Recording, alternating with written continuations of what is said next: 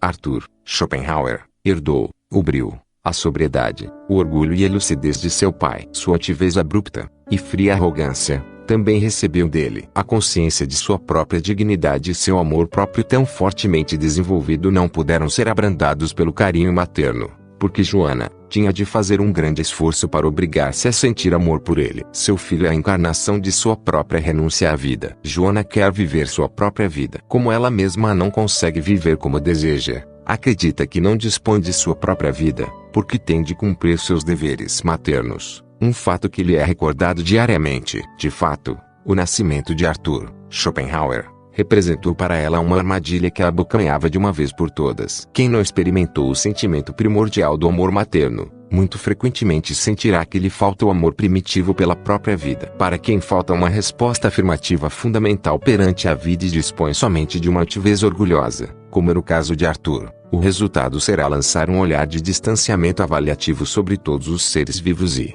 é dele que surge a filosofia, o senso de espanto de que a vida exista, e que é projetado sobre tudo quanto a vida traz. Apenas quem não conseguiu unir-se a tudo quanto vive, porque lhe faltam os laços afetivos indeléveis que lhe permitiriam desenvolver essa simpatia para com o que é vivo, é capaz de distanciar-se de tudo quanto pertence à vida, o corpo, a respiração e a vontade. Uma deficiência assim singular e estranha, que logo despertou o assombro e a admiração do jovem Arthur, perante a vontade de viver, da qual não nos podemos livrar, por mais que nos atemorize, porque somos feitos inteiramente de sua matéria. Mas o assombro não precisa necessariamente estar unido ao espanto. Arthur se assombrava porque, desde o começo, sentia dentro de si uma disposição de ânimo que não lhe permitia reconhecer a calidez da vida. Ele a percebia de forma diversa. Era um turbilhão gelado que o percorria, ao longo do qual ele mesmo era arrastado. O que dele estava mais próximo, a realidade pulsante de seu próprio corpo, era percebido por ele como algo que se achava distante e estranho,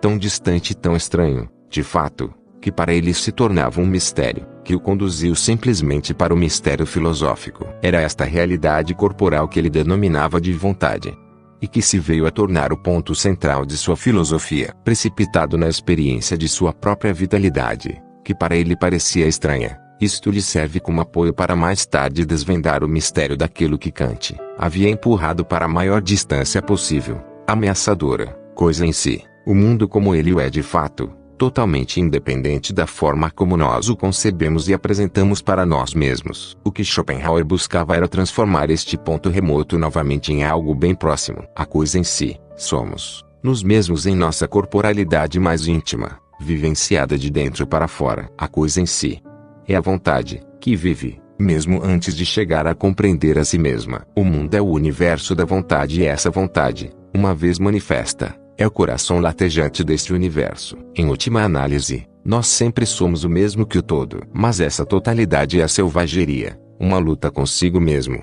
sacudida por uma perene inquietação. E acima de tudo, não faz o menor sentido, não possui o menor propósito. É isso que deseja o sentimento vital schopenhaueriano. Isto ocorreu porque o menino, que não tinha sido nem um pouco planejado pelo menos por sua mãe, a fim de ganhar confiança em si mesmo, desde cedo aprendeu a colocar os pés firmemente em um mundo que, para ele, não possuía nenhum propósito elevado, que não parecia apresentar em sentido algum uma finalidade última, mas, em cujo centro existia uma estranha atividade obscura que punha tudo em movimento. Além disso, os passeios a pé que o pequeno Arthur fazia com sua mãe através de Dantzig também lhe causaram uma impressão de outro tipo, neste caso, topográfica e concreta, de como o centro vital do mundo, para uma criança pequena Dantzig, parecia ser o mundo. Igualmente era o coração das trevas, cheio de mistérios e igualmente perigoso. No centro da cidade, perto da casa de seus pais, havia uma ilha cercada pelas águas do Motilão,